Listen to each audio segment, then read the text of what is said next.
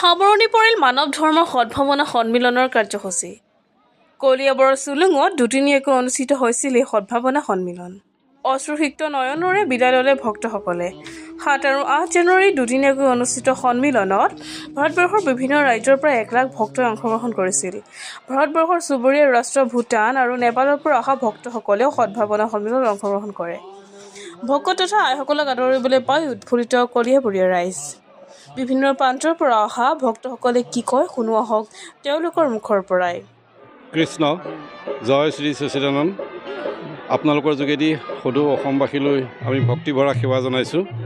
এয়া মানৱ উত্থান সেৱা সমিতিৰ উদ্যোগত আমাৰ এই সংঘ নামবোধ আশ্ৰম চুলুং নগাঁও কলিয়াবৰ ইয়াতে আমাৰ আধ্যাত্মিক অনুষ্ঠান মানৱ ধৰ্মৰ আমাৰ সদ্ভাৱনা সন্মিলনখন হৈ আছে আৰু এইটো প্ৰতি বছৰ আমাৰ 93 পৰাই এই অনুষ্ঠানভাগি চলি আহিছে আৰু আজিৰ দিনত আমাৰ ভকত বৈষ্ণৱ বেছি হোৱাৰ কাৰণে আজি আমাৰ সকলো ব্যৱস্থাই আমি বেছিকৈ ডাঙৰকৈ কৰিব লগা হৈছে আৰু যিটো নেকি আমাৰ সকলোকে আনন্দিত কৰিছে। এই হ'ল মানৱ উত্থান সেৱা সমিতি আমাৰ মানে সদগুৰু শ্ৰী সতপালজী মহাৰাজ, তেখেত হ'ল এই মানৱ ধৰ্মৰ প্ৰণেতা আৰু এই মানৱ ধৰ্মটোক আমাৰ বহুতে অসমত বুজি নাপায়, আমাক মানে কিবা মেলা বা বিহাৰী ধৰ্ম এনেকুৱা বুলি কয় আৰু যিটো নেকি মই সমগ্ৰ ইয়াক ক'বলৈ বিচাৰিছোঁ যে এই ঘোষাখন পঢ়ি চালে আমাৰ যিটো শৰণ বা জ্ঞান বা আত্মজ্ঞান বা তত্ত্ব এইটো শংকৰ আৰু মাধৱৰ বা একেবাৰে কৃষ্ণৰ সেই শান্তিপনী হেৰিয়াৰ পৰা যি শৰণ লৈ আহিছে সেই শৰণ মানে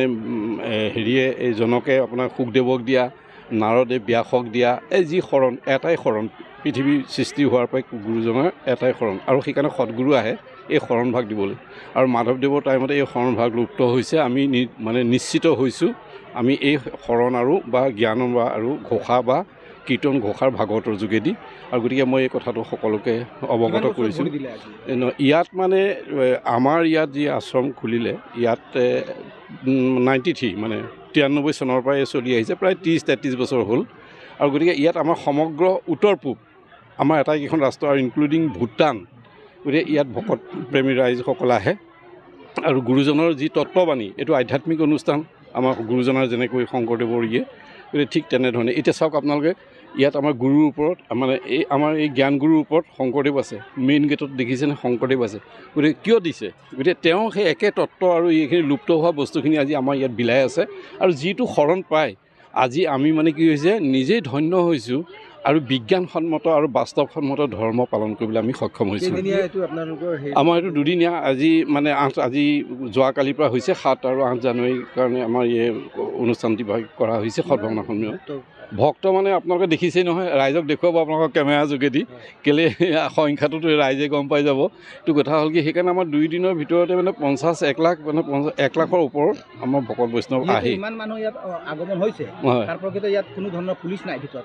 পুলিচ নাই মানে কি আমাৰ হ'ল আমি আধ্যাত্মিক গুৰুজনৰ শ্ৰীচৰণত থাকি সন্ত সাধুৰ শ্ৰীচৰণত আৰু প্ৰভু ভগৱন্তৰ আমি চৰণত থাকি সকলো কাম কৰোঁ, ঘৰৰ কামেই হওক সমাজৰ কামেই হওক জীৱ কল্যাণৰ কামেই হওক আৰু সকলোৱে অতি শৃংখলিত। আমাৰ ইয়াত যিকি যে দলিত লোকবিলাকহে আছে, অতি দুখীয়া এইবিলাক ভকত হয় আৰু গতিকে সকলোৱে চাওক আজিৰ দিনত এই গুৰুৰ মন্ত্ৰভাগ পায় যিটো শংকৰদেৱত দিনতো সেই একেটাই আছিলে আৰু এতিয়া আমাৰ আদিবাসীৰ পৰা ধৰি নেপালীৰ পৰা আমাৰ অসমীয়া কোচ কেওট কলিতাৰ পৰা ধৰি মানে সকলো বড়ো ঠেঙাল কছাৰী মেচ কছাৰীকে ধৰি সকলো জনজাতিৰ আছে ভক্ত মানে আমাৰ গোটেই অসম আছেই আৰু বাকী আমাৰ যি মানে 7 চিষ্টাৰ, গতিকে আমাৰ উত্তৰ পূৰ্বাঞ্চল এইটো অনুষ্ঠান হয়।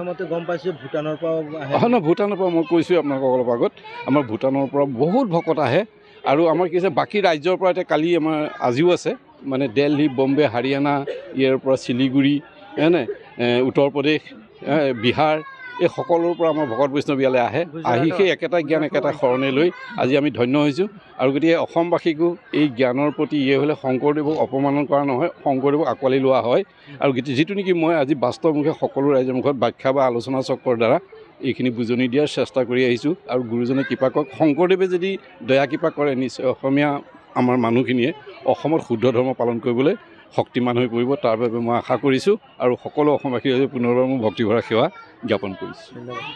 খটখটি শাখা চিলনীজানৰ পৰা আহিছোঁ। এই মহান সদ্ভাৱনা সন্মিলনত শ্ৰী গুৰু মহাৰাজী চৰণ কমলৰ সেৱা দৰ্শন কৰিবলৈ আহিছোঁ।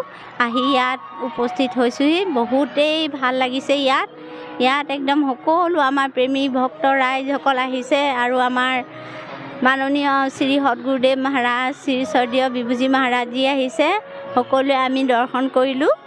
বহুতেই ভাল লাগিছে। হৈছে 7-8 দুদিনীয়া প্ৰগ্ৰাম হ'ব। ইয়াত আপোনাৰ বহুত দূৰ দূৰণিৰ ভক্তগণবিলাক আহিছে অসমৰ সকলো ঠাইৰ। আপোনাৰ নৰ্থ ইষ্টৰ সকলো আপোনাৰ উত্তৰাখণ্ড লক্ষ্ণৌ এইবোৰৰ পৰাও মানুহ আহিছে।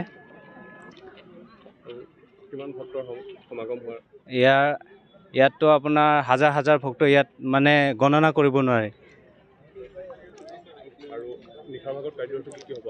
নিশা ভাগত আপোনাৰ সাংস্কৃতিক প্ৰগ্ৰাম এটা আছে আৰু সদ্ভাৱনা সন্মিলন আছে, সৎসং হ'ব।